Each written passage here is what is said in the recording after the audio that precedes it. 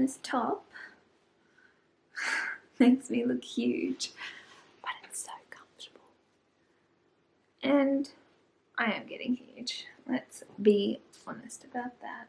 Maple's bunny is always in this chair. Pretty sure I was filming my last sit down video in the exact same spot with the exact same shirt on. Sorry about that. Anyway, got my coffee. Still no good at starting videos, by the way. But I feel like I'm getting better talking to the lens instead of to the little screen I have to the right. So for this video, I thought that I would do just a dedicated second trimester update. I did ask on my pregnancy tag video and on Instagram if this was something that you would be interested in, and a lot of you said yes, some of you said no, but I thought I'd do it. Anyway. How beautiful are my flowers? I found this lady at the market, this whole bunch, because it's not a bouquet, this whole bunch cost me $20, and they are so beautiful, and this colour is everywhere in my house. And the vase is from Tailored Space Interiors, where I've worked for the last few years. I think I was even wearing the same pants. Look, I have a limited wardrobe now that I am so big. Anyway, let's get into the update. So we are we're almost in the third trimester, to be honest. So we're at 26 weeks.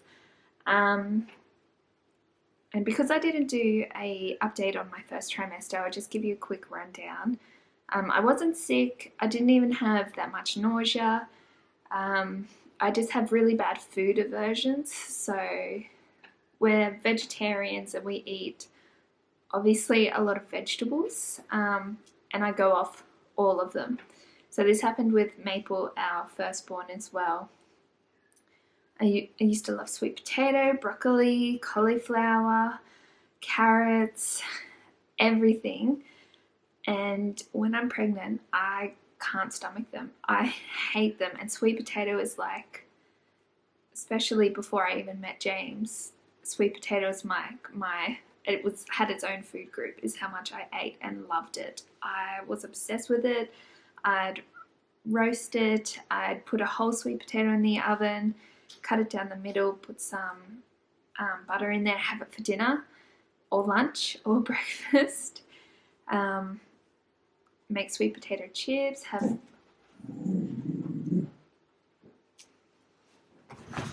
1 minute. Dogs were barking at a leaf blowing down the street. I have the front door open because it gives a nice breeze. And there, Norman, come here. Come say hello. Oh, Monica's coming. You can come say hello too, Money. Okay. Here we go. Oh, here's Monica. Oh. Here's Monica. Big girl Money. Yeah. Love you. Can you be quiet? Be quiet for the rest of the video. Norman, do you want to say a quick hello? Come this way, buddy. Here's Norman. He's our old boy. Old boy. Oh, gee. You're doing well, though, buddy. You're doing well. We love you. But be quiet. All right, off you go. Yes. Oh, man. Need a wash, buddy. Yeah, so as I was saying, sweet potato.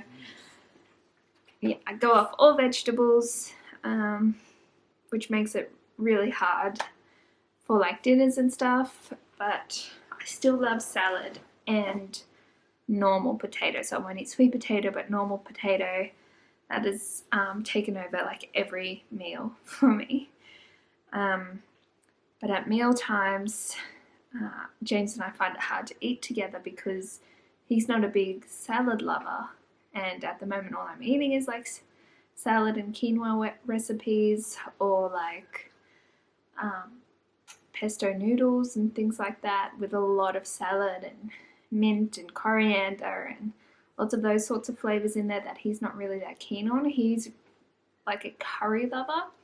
So we had a lot of like Thai curries or Indian curries or like just vegetable curries. And at the moment I won't eat any of that. So I still will cook those for him, put them in the freezer for him to take to work and eat for dinners and things like that. But it's just one of those things. It'll come back. As soon as Maple was born, I was like, give me all the curries. And I loved all my vegetables again.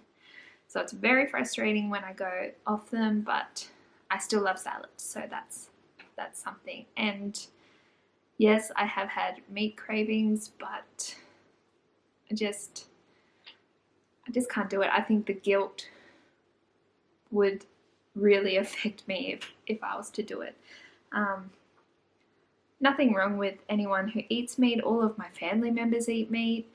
But it's just a personal choice. James and I just aren't meat eaters. I honestly don't.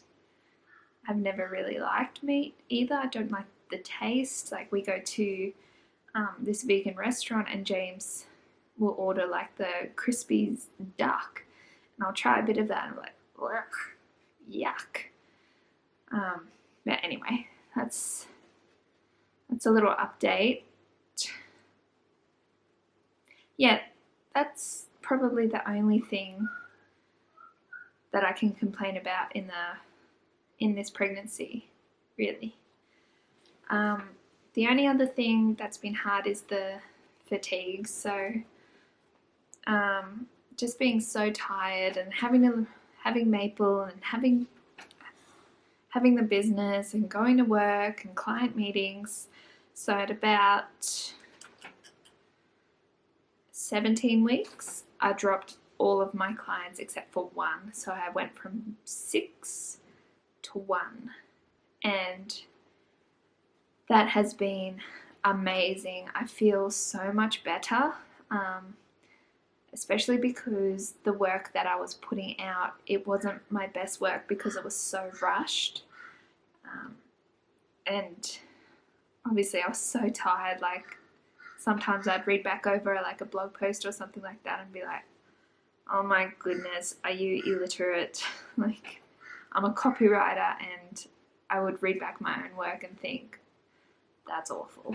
So now that that's all done, I feel like in the second trimester I've had more space to breathe. And so Maple's in daycare 3 days a week. 2 days I work from an office, and then the third day I would usually work from home. And now, because I only have that one client, that day at home is just for myself, which is such a treat.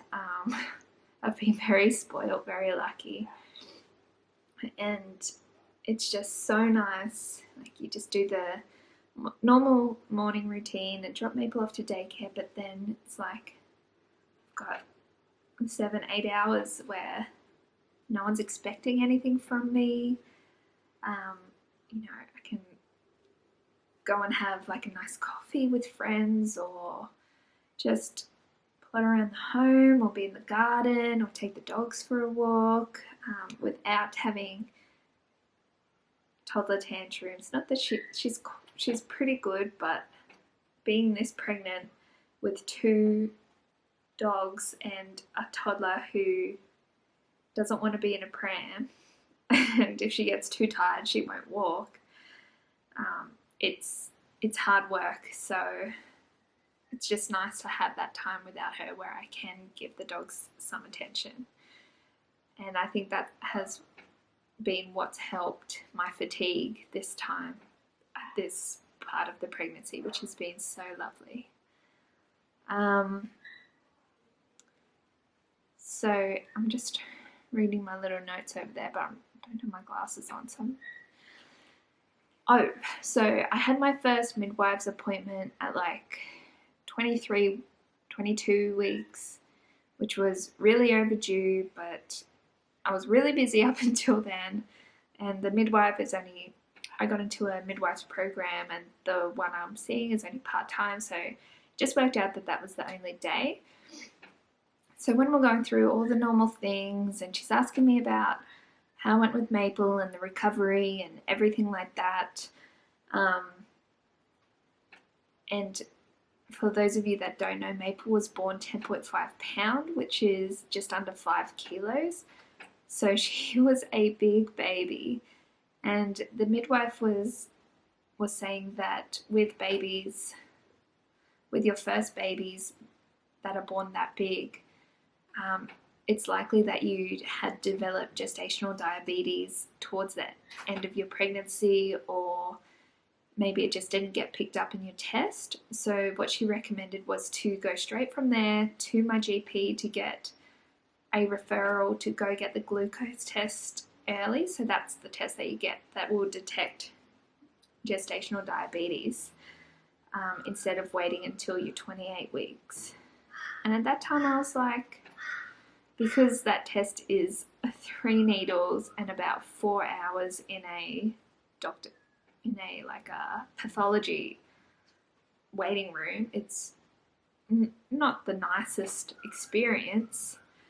I was like, is there going to be like a dramatic difference between waiting 3 weeks and going now? And she's like, well, you'd go now, and if the test didn't pick anything up, we'd send you back in 3 weeks to have the exact same test. And I was like, oh, so I have to have this awful test twice.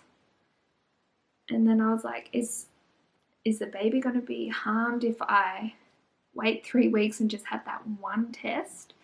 And she's like, no, in the 3 weeks, nothing dramatic is going to happen, but early detection is just better, so that you can have a plan and start to like change up your diet and things like that. And she's like, honestly, it's just something I have to recommend for you. If it was me, I would just wait the 3 weeks. And then I was like, okay, that's all I need to hear. I'm waiting. I'm just gonna wait. I don't want to go through that 2 times in a month. And especially, so anyway, hopefully I go and get the test, and I don't have gestational diabetes, because from what I've just read about online, you can't eat potato. So I would be eating a lot of salad to get in the calories that I need to get in. If you take away my potato, my hot chips, my potato in the jacket, my salt and vinegar chips out of the packet, like, that would be really devastating for me. So hopefully, Maple was just a big baby. She was born at like 42 plus weeks as well, so she could have just been overcooked. James and I are quite tall people. My mum had big babies, so I'm thinking I don't have gestational diabetes. Staying positive about that, because I don't want to lose my potato. What else is there? Plan for work. So baby number 2 will hopefully be born in Feb next year. So as far as work goes, I'm going to work up until Christmas, and then have a break from Christmas until the baby's born. So if I have gestational diabetes, they only let you go to 38 weeks. So that means that she'll be born in January. So that'll be like a 3 to 4 week break, where Maple will still be going 2 or 3 days a week to daycare. So I would just have that time to myself,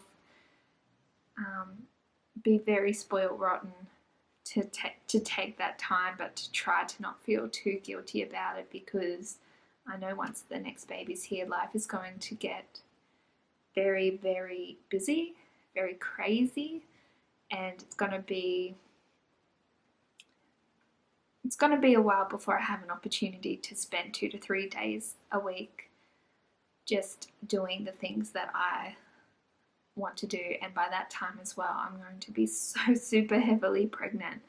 I'm not really going to want to move, not really it's going to be summer, so between just wailing about in a pool or just taking things really, really slowly in that type of heat, I think I'll be a major homebody maybe. Get ahead in some blog posts and some videos, and that'll be me. So work till the end of the year, then have a break until baby's here. I'm a poet, if you didn't know it. And that's all of the notes that I've got written here. I know how lucky I've been. I haven't been sick this entire pregnancy. The only other one thing that I've had is just round ligament pain, I think, if I just do too much. So the walk to daycare, as I approached daycare, I was like, give this girl a seat, I need to sit down, I've got like a bad stitch. James is always laughing at me because when it starts to hurt, I start to sort of walk like this, pushing the pram. It's not like unbearable, it's just like having a really bad stitch, but being so frustrated because it's like a 500-meter walk and it's not a fast walk. It's a pretty leisurely walk along the duck pond.